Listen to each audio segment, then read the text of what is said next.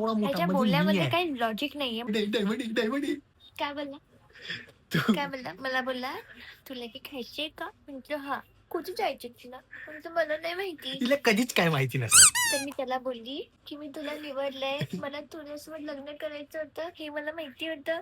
ही खूप मोठी गोष्ट आहे." निवडलं हिने नाही, देवाने निवडलं. मी निवडलं. मी असं तिच्या पगडात आलो. ती फाटलेली जाळी होती हिची. एक मिनिट, ही जवळी मी क्लिअर करू इच्छिते. मी ह्याला बोलत असते, देव जेव्हा अक्कल वाटत होता, तेव्हा तो चाळणी घेऊन गेलेला. त्यातनं तू असं तुझी अक्कल गळली खाली. म्हणून तो मला बोलतो, "तुझी जी चाळणी होती, जी फाटलेली होती, त्यात आधीच मी फाटलेली आहे. अडकलो." तर ह्याला सांगू इच्छिते मी, की असं काही नव्हतं. मी दुसऱ्या मुलीला चूज करू शकत होते, की नाही नाही, आयुष्यामध्ये. नाही करू शकत पण होती. पण मी तुला चूज नाही, केलं. नाही. माझ्या गळ्यात हे मंगळसूत्र बांधण्याचा अवसर मी तुला नाही, नाही, दिला. नाही. नाही करू सो शकत होती. सो नाही मला करू शकत हे होती. माहीत होतं. मला हे माहीत होतं. नाही करू शकत होती. कारण की ना देवाने ना असंच ते असं कधी माती असते बघ माती, मातीत फक्त एक छोटंसं सोन्याचं कण असतं ते मी होतो. तो एवढूसा नव्हता. तो बघितलं तर त्याला एवढूसा दिसतो, पण असतो तेवढा मोठा ह्याच्या म्हणजे मी बोलण्यामध्ये आहे. काही लॉजिक नाहीये. मला फक्त एवढंच सांगायचं आहे. ह्याने मला विचारलं, "तुला काही खायचंय का?" मी हो बोलली. बस. "फक्त कुठे जायचंय?"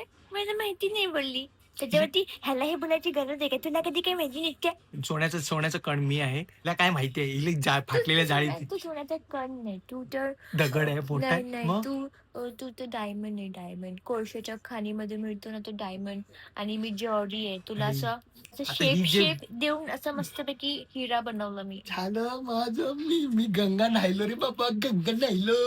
माझ्या बायकोने मला डायमंड बोललं. डायमंड, डायमंड आहे, डायमंड आहे, डायमंड आहे.